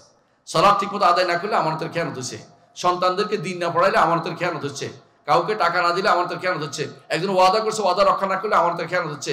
অর্থাৎ আমানত এমন এক জিনিস, আপনার প্রতিটি মুহূর্ত আপনার জন্য এই চিন্তা করতে হবে, আল্লাহ তাআলা যা যা বলেছে আমি ঠিকই আমানত যথাযথ প্রত্যাহার করতে পারছি কিনা, এই আমানত আমি পূরণ করতে পারছি, আল্লাহ শরীয়ত মানতে পারছি কিনা। আল্লাহ শরীয়তটা হচ্ছে আমার উপর আমানত, আকীদা হচ্ছে আমার উপর আমানত। আকীদা জানা আমানত, শরিয়া জানা আমানত। এটাকে আমি জানছি কিনা। ইসলাম হচ্ছে আকীদা এবং শরিয়ার নাম। ইসলাম হচ্ছে আকীদা এবং শরিয়া। কিছু বিশ্বাস জানতে হবে, কিছু কাজ আমাকে করতে হবে। এই দুইটা জিনিস যদি আমি না জানতে পারি, আমার জীবনের আর কোনো মূল্য নেই। অর্থাৎ আপনার যা জীবনটা হয়ে যাবে তখন উবাই ইবনে খালাফের মতো জীবন। রাসূলুল্লাহ সাল্লাল্লাহু আলাইহি ওয়াসাল্লাম কি বলেছেন দেখেন, যে ব্যক্তি 5 ওয়াক্ত সালাত আদায় করবে, এটা আমানত রক্ষা করা। 5 ওয়াক্ত সালাত যথাযথ আদায় করবে, সে হাসর হবে ইমানদারদের সাথে। আর যে ব্যক্তি এগুলি ধ্বংস করবে, তার হাসর হবে কার সাথে? উবাই ইবনে খালাফের সাথে, অর্থাৎ কাফেরের সাথে। অর্থাৎ যে ব্যক্তি সালাত ত্যাগকারী ইমানদার নয়, আপনার সন্তান যদি কোনো সালাত পরিত্যাগকারী হয়, তাকে ঘরে রাখতে পারেন না। তাকে বলবেন যে তুমি আমার ঘরে থাকার উপযুক্ততা হারিয়েছ। তাকে কিছুই দিবেন না। তাকে দিয়ে তো আপনি কি করলেন? কালসাপ পোষা বলে, কালসাপ পুষলেন। সালাত আদায় করে যদি আপনার সন্তান না থাকে, তাকে ঘরে রাখবেন না। কারণ যে আপনার সন্তান, আসল সন্তান কুসন্তান বুঝেন তো? কুসন্তান যেমন নূহ আলাইহিস সালামের কুসন্তান ছিল। কোরআন কারীমে আল্লাহ তাআলা সেই ঘটনা উল্লেখ করেছেন, কেমন কুসন্তান ছিল। আল্লাহ তাআলা ওয়াদা করেছেন, আল্লাহ তাআলা নূহ আলাইহিস সালামের কাছে ওয়াদা করেছেন যে তিনি তার সন্তানদের, তার পরিবারকে রক্ষা করবেন, নূহের পরিবারকে রক্ষা করবেন।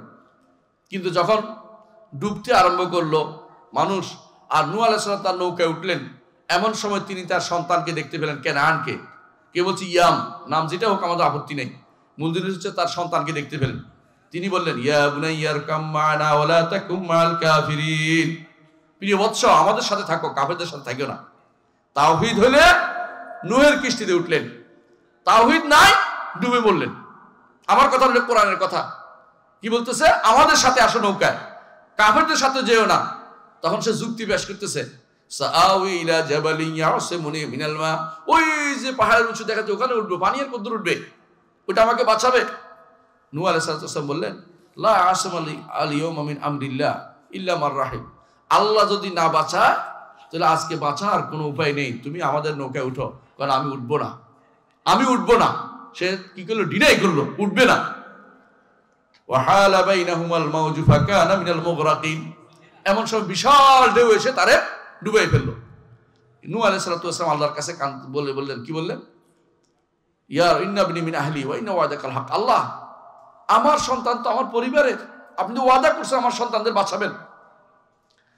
কিলা ইয়া নূহ ইন্নাহু লাইসা মিন আহলি ইন্নাহু আমালুন গায়রু সালিহ ফালা তাসআল লিমা লাইসা লাকা বিইলম ইন্নী আইদুকা আন তাকুনা মিনাল জাহিলিন। নূহ, এই সন্তান আপনার নয়। নূহের সন্তান না এটা, কারণ বলে দিচ্ছে ইন্নাহু আমালুন গায়রু সালিহ, তার কর্মকাণ্ড ঠিক ছিল না, এই জন্য তার বংশগত সন্তান, কোনো সন্দেহ নাই, কিন্তু যেহেতু তার ঈমান আমল নাই সেহেতু নূহের সন্তান হওয়ার যোগ্যতা হারিয়ে ফেলেছে। আপনার যে সন্তান ঈমান আমল নাই, আপনার যে সন্তান সালাত আদায়কারী নয়, আপনার যে সন্তান দ্বীন মানে না, আল্লাহর আপনার যে সন্তান শরীয়তের বিরুদ্ধে চলে, আল্লাহর কথার বিরুদ্ধে চলে, সেই সন্তানের জন্য কিচ্ছু রেখে যাবেন না। জীবনের শেষ মুহূর্ত শেষ করে যেই টাকা পয়সা আছে এগুলো আল্লাহর জন্য দান করে চলে যাবেন, যে আমার যে সন্তান যেহেতু কাজে লাগে না, কিছু করার দরকার নেই। কিন্তু যে সন্তান আল্লাহর পথে চলেছে তাকে সব দিয়ে যাবেন, কারণ সদকা জারিয়া তখন এটাও হবে, আপনার সন্তানও হবে, সম্পদ হবে, সব তখন সদকা জারি হবে। এলেম সন্তানকে শিক্ষা দিয়ে যান, আপনার জন্য সেটাও সদকা জারিয়া হবে। আপনি শুধু লাভ আর লাভ, আপনার কোনো ক্ষতি নেই। কিন্তু আপনি নূহের ওই সন্তানের মতো আপনার সন্তানকে দূরে সরিয়ে দেবেন, যে সন্তান আল্লাহর দ্বীন থেকে দূরে সরে যায়। যদি কোনো ব্যক্তি যদি তার স্ত্রীর প্রতি বেশি মোহ থাকে, সেও জেনে রাখুক যে স্ত্রী আপনাকে আল্লাহর দ্বীন থেকে দূরে সরিয়ে দিবে সেটাও আপনার সঠিক স্ত্রী নয়, সে খেয়ানতকারী। আসল স্ত্রী নয়, সে খেয়ানতকারী। নূহ আলাইহিস সালাম আসল স্ত্রী, নিজের স্ত্রী, কিন্তু আল্লাহ তাআলা তাকে ডুবে মারছেন, কারণ তার স্ত্রীও তাকে অনুসরণ করে, তার কথা শুনে নাই। লূত আলাইহিস সালামের স্ত্রী, তার স্ত্রী কালেমা পড়া স্ত্রী, কিন্তু যেহেতু সে তার কথা শুনেনি, আল্লাহর বিধান মানেনি, সেহেতু আল্লাহ তাআলা তাকেও পাথর বানিয়ে ফেলছে, পাথর দিয়ে তাকে হত্যা করে ফেলছে। কারণ আপনাকে পরিবারটা পুরোটাকে বাঁচাতে হবে। এই জন্য কু আনফুসাকুম আহলিকুম নারা, নিজেকে বাঁচতে হবে, পরিবারকে বাঁচাতে হবে। দুনিয়ার মানুষের চিন্তা, এক একজন বসে, আপনারা কি করেন চা দোকানে বসে, হ্যাঁ, অথবা গ্রামের চা দোকানে বসে, আমি যতটুকু দেখছি দুনিয়ার যত, এমনকি আমেরিকা পর্যন্ত তিনি শাসন করতেছেন, বুঝলেন কিনা? আমেরিকা এটা ভুল করছে, ওটা ঠিক করছে, মানে এক একজনের এক একটা 3-4 জন নিজের পরিবারের খবর নাই, নিজের পরিবারের খবর নাই। বহু মানুষ আমি দেখতে পাই এরকম, দুনিয়া সব চালাই ফেলতেছে উনি। হ্যাঁ, বাংলাদেশের কোথাকার কার বিরুদ্ধে যতক্ষণ পারে অতক্ষণ বলতে থাকবেন, কিন্তু সুবহানাল্লাহ আলহামদুলিল্লাহ মুখে আসে না, কোনোদিনও আসে না। আর সারাক্ষণ শুধুমাত্র গীবতের উপর গীবত চলতেছে, কিন্তু একবারও চিন্তা করলেন আমার পরিবারকে বাঁচাতে পারছি কিনা, আমি নিজে বাঁচতে পারছি কিনা, আমার কি জানাতে সার্টিফিকেট পেয়ে গেছে কিনা। আমার তো প্রতি মুহূর্তে ভয় থাকা দরকার যে আমার তো যে কোনো বিপদ হয়ে যেতে পারে।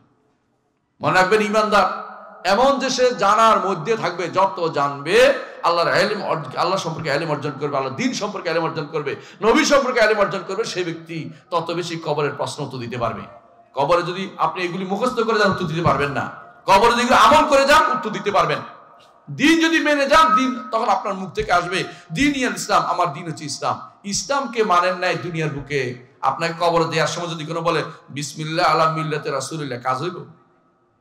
কাজ হইব না ভাই, কারণ আপনি মিল্লাতে রাসূলিল্লাহ ছিলেন না, দুনিয়ার বুকে রাসূলের মিল্লাতের উপর ছিলেন না, রাসূল যা বলেছে তা করেন নাই, রাসূলের তো আপনার পছন্দ হয় নাই, আপনার কাছে পছন্দ হয়েছে ইউরোপ আমেরিকার সেই সমস্ত খারাপ নীতিগুলি আপনার পছন্দ হয়েছে, তারা যা বলে সেটা আপনি বলেন। এটার বিরুদ্ধে কথা বললে আপনি রেগে যান যে হ্যাঁ এটা আবার কি, এটা কেমনে হলো, এটা তো সন্ত্রাসী, এগুলি বলতে থাকেন। কিন্তু না, আপনাকে এটা মন বানতে হবে যে আল্লাহর দ্বীন ছাড়া অন্য কিছু আমার জন্য কোনো মুক্তি আনতে পারবে না, আল্লাহর দ্বীনে শুধুমাত্র আমার মুক্তি রয়েছে, এর বাইরে কোনো মুক্তি নাই। আল্লাহর দ্বীনকে যদি মেনে যেতে পারি, কবরের প্রশ্ন উত্তর দিতে পারবো। কবরের প্রশ্ন উত্তর ছাড়া কোনো ব্যক্তি, যাদেরকে আল্লাহ বাইর করেছে আলাদা, যারা দিন দিয়ে যারা সম্পূর্ণরূপে আল্লাহর জন্য দান দিয়ে দিয়েছে, প্রমাণ দুনিয়াতে দিয়ে দিয়েছে, এদের ছাড়া প্রত্যেককে প্রশ্ন উত্তর দিতে হবে। কারা প্রশ্ন উত্তর দেওয়া লাগবে না জানেন? যারা প্রশ্ন উত্তর দুনিয়াতে দিয়ে মরে গেছে। কারা? ওরা শহীদরা। এরা প্রশ্ন উত্তর দেওয়া লাগবে না, প্রশ্ন উত্তর দিয়েই দিচ্ছে দুনিয়াতে। কারণ আল্লাহর জন্য দান দিয়ে দিয়েছে, কিন্তু শহীদ কে আপনি বলতে পারবেন না। শহীদ আল্লাহ জানে কে, রসুলের যুগে রসুল বলে দিতে পারতেন, এখন তো গায়েব আসে না আমাদের কাছে, গায়েব নাই। আমরা বলতে পারি না যে শহীদকে, আমরা বলবো আল্লাহ যেন শহীদ কবুল করেন, দোয়া করছি, এটা বলতে পারবেন। কিন্তু আপনি যদি সত্যিকার আল্লাহর দিনকে উপরে উঠানোর জন্য, দিনের প্রচার প্রসারের জন্য, আল্লাহর দিনকে মানার জন্য, শিখার জন্য যদি মরে যান, আপনি শহীদের মর্যাদা পাবেন। আমার কথা নয়, মুহাম্মদ রাসূলুল্লাহ সাল্লাল্লাহু আলাইহি ওয়াসাল্লাম বলেছেন, মান খারাজা ফি তালাবিল ইলমি ফাহুয়া ফি সাবিলিল্লাহ, ইলম অর্জনের জন্য কেউ যদি আল্লাহর রাস্তায় শহীদ হওয়ার সে মর্যাদা পাবে। সুবহানাল্লাহ। বুঝলেন কি? আল্লাহর রাস্তায় বেরোছেন, জিহাদে বেরোছেন, ইলম অর্জন করা জিহাদ। আপনার যেই সন্তানকে এখানে পাঠিয়েছেন, প্রতিষ্ঠানে পাঠিয়েছেন, মাদ্রাসায় পাঠিয়েছেন, বিশুদ্ধ আকীদা ও মানহাজের মাদ্রাসায় পাঠিয়েছেন, আপনার সন্তান জিহাদের পথে আছে, আপনিও জিহাদের পথে আছেন। আপনার স্ত্রী তাকে যদি ব্যবস্থাপনা করে দেয়, খাবার দাবার দিয়ে দেয়, আপনার স্ত্রীও জিহাদের মধ্যে আছে। এটা সবচেয়ে বড় জিহাদ দুনিয়ার বুকে। এই জিহাদের চেয়ে অন্য কোনো জিহাদের বেশি মর্যাদা হইতে পারে না। কথা বুঝতে পারছি? আপনারা জানেন ভালো করে যে ইমাম বুখারী রাহমাতুল্লাহ আলাইহি তিনি কোনো যুদ্ধ করেন না, কিন্তু ইলমের যুদ্ধ করেছেন। এটা বড় যুদ্ধ হয়েছে। মুসলিম তাই, ইমাম বুখারী, মুসলিম, আবু দাউদ, তিরমিজি, নাসাই এরা কোনো যুদ্ধ করে নাই। আবু হানিফা, শাফিঈ, মালিক, আহমদ ইবনে হাম্বল কোনো যুদ্ধ করে নাই। তারা কি করেছেন? ইলমের যুদ্ধ করেছেন। এই ইলমের যুদ্ধ বড় যুদ্ধ, এই জিহাদ সবার আগে করতে হবে। এইটা না থাকলে আপনি কি করবেন? কি কোন অন্যায়টা করে বসবেন আপনি জানেন না।